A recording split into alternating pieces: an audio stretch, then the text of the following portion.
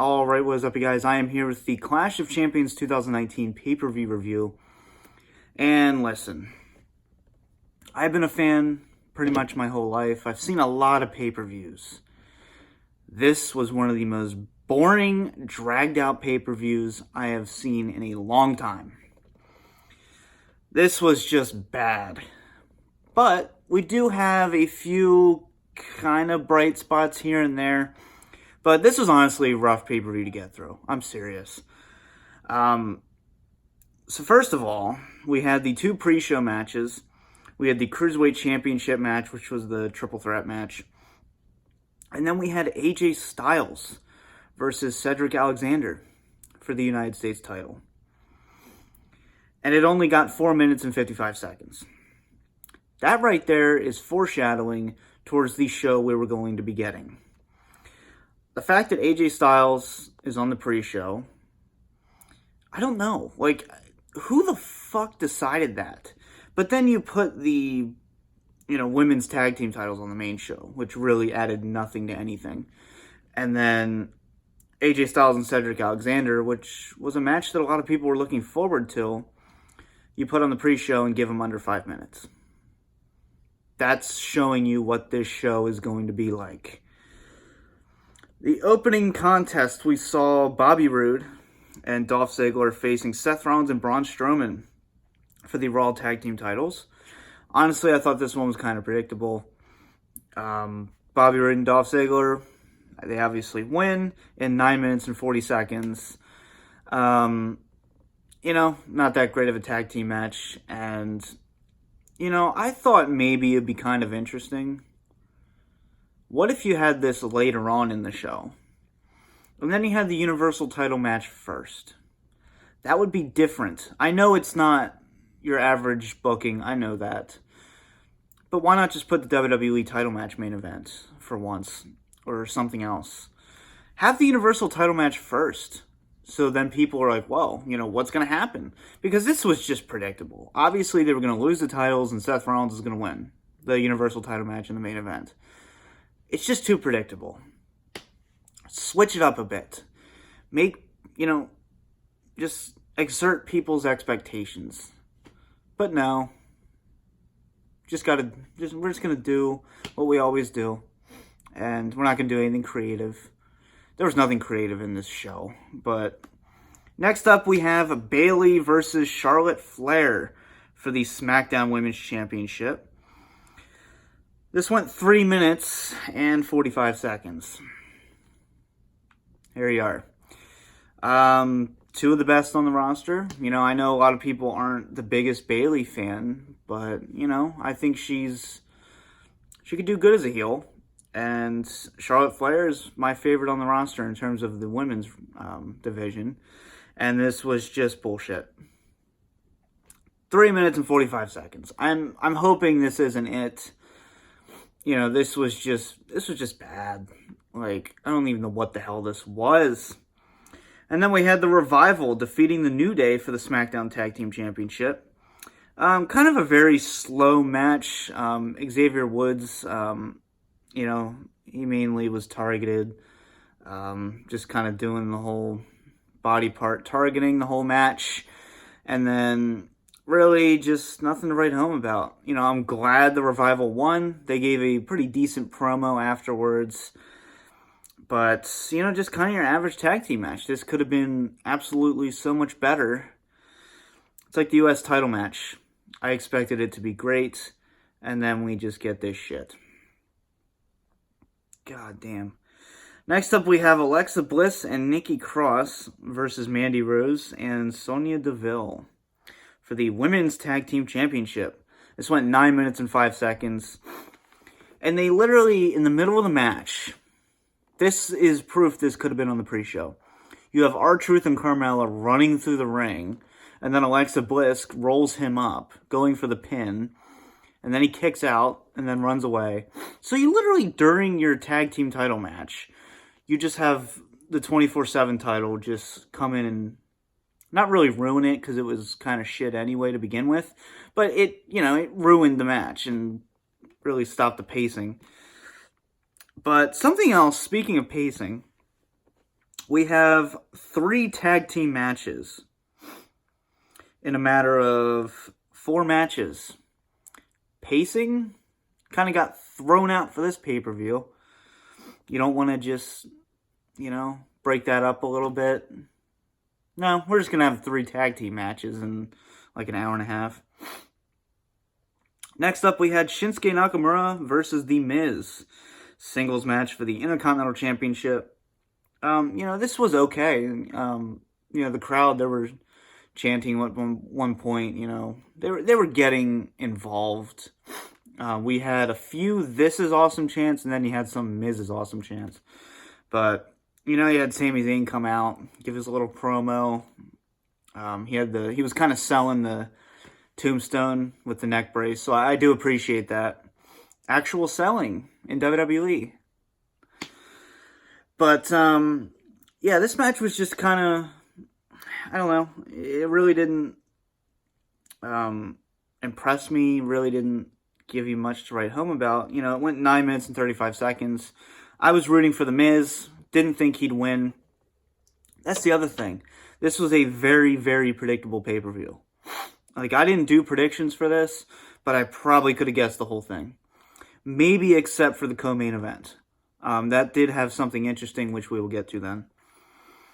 Next up, we had Sasha Banks defeating Becky Lynch by disqualification for the Raw Women's Championship. This went an even 20 minutes. The match itself was very slow-paced to start out, and then it kind of picked up near the end. And then, of course, Becky gave one of the worst chair shots I've ever seen to the ref. She literally, went like this, and then, dink! Right in the arm, and then he's dead. So yeah, he couldn't sell it a little better. You really just... That's Becky Lynch for you. But, yeah, I was hoping Sasha Banks would win this match. I've never really been a fan of either of them, to be honest. But at this point, I'll take anyone over Becky Lynch. A lot of people... we're hoping for Sasha Banks here, and you really did have a 50-50 dynamic, which was cool. And this, after the ref was knocked out, it spilled out into the crowd, went into the concessions a little bit. So, it was very different the way they handled this ending. I'm actually not going to fault them for it. I know a lot of people probably had a lot of problems with it, but overall, I didn't think it was that bad. It was different because... they didn't announce the disqualification. Michael Cole did, but that's just for the people at home. They didn't announce the DQ during the brawl, basically probably just because they didn't want the fans to chant "this is bullshit" or something like that, and actually wanted them to have fun during the live experience. So, I see what you're doing, Vince. Good job, buddy. But, like I said, this set up for a future, and... I hope Sasha Banks comes out on top during this rivalry. I feel like that's kind of the logical move at this point. But, pretty good angle here. And, kind of makes you look forward to what's next for this rivalry. Next up, we had Kofi Kingston versus Randy Orton for the WWE Championship. 20 minutes and 50 seconds. This long, boring match. I like Randy Orton. But this was an even more of a Randy Orton match than usual. I think their SummerSlam match was a little better. This one just, like I said, it's your basic Randy Orton match. And once again, I was hoping for Orton to win here. Because I just think Kofi's, the whole Kofi Mania thing was cool and everything. But I think it's time to take the title off of him. That became very apparent to me when he came out to literally no reaction. I was actually surprised on how no reaction here. People just don't care about Kofi anymore. And, he's had a very pathetic title reign. He's really done nothing to move the company off the ground. It's one of those things where nowadays it feels like the title makes the man, instead of the man making the title.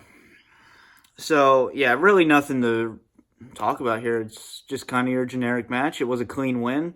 Probably Kofi's most impressive win here in his title reign. And then we had Eric Rowan defeating Roman Reigns. This is the one I probably would have gotten wrong. I was hoping for Eric Rowan to win here, but I'm like, it's Roman. He's going to win. Even if he doesn't win, it's going to be some screwy finish. He's not going to lose clean here. But this went 17 minutes and 25 seconds. This was just a very, very boring no DQ match. We had the steel steps get involved. We had kendo stick. You know, they used the camera, a little camera levy. And then Roman was going to do a spear. And then as he was running down the ramp, he was kicked by Luke Harper, Vince McMahon's favorite wrestler. Let's be honest. It's cool to see Luke Harper again. You know, him sitting at home, honestly, wasn't doing it. You know, I felt bad for the guy, honestly, because I think he has a lot of talent. And I'm glad that they're actually going to showcase this. So, you know, this kind of makes the storyline a little more interesting. You know, the match may have been bad and boring, but the ending wasn't seeing that coming. I don't think anyone predicted that. So, good for them. And then we had the main event, Seth Rollins versus Braun Strowman for the Universal title. Like I said, this became very predictable once they lost the titles. I think it would have been interesting to have the Universal title match open to kind of give that, you know, woe dynamic and make things a little less predictable. But, hey. Yeah, this match was actually pretty good, though. You know, I think it was the best match on the show. Very fast-paced. You had some announce table spots. You had Braun Strowman going to the top and doing a splash, which was very cool. And it became very apparent about halfway through this match that Braun Strowman should have won. The crowd was really, really behind Braun Strowman at this pay-per-view. And, you know, even when Seth Rollins, I think it took 4 curb stomps, when he went for the pin, a lot of people were booing. People wanted to see Braun Strowman win here, and I think he should have. You know, at least give him this one title reign. Let him prove himself. I'm not the biggest Braun Strowman fan. I think he's missing something, but, you know, give him that. Give him the title. See what he does with it, you know? And if it sucks, then take it off of him. I don't know. There weren't any, like, major big title changes on this pay-per-view. There weren't any, like, crazy world-moving moments. This pay-per-view just kind of felt there. And this one's going to be lost in history for sure. If it weren't for the main event, honestly, and, you know, Luke Harper returning for that, you know, big shock ending, this would have been a very, very low pay-per-view. I'm still going to give this pay-per-view a D+. This pay-per-view was bad, boring. You know, the pacing was really awful. And I don't know, I feel bad for the people that were in attendance here. I really do. But I hope you guys enjoyed this review. Let me know your thoughts down below. For now, this has been the DVD Freak. Peace out.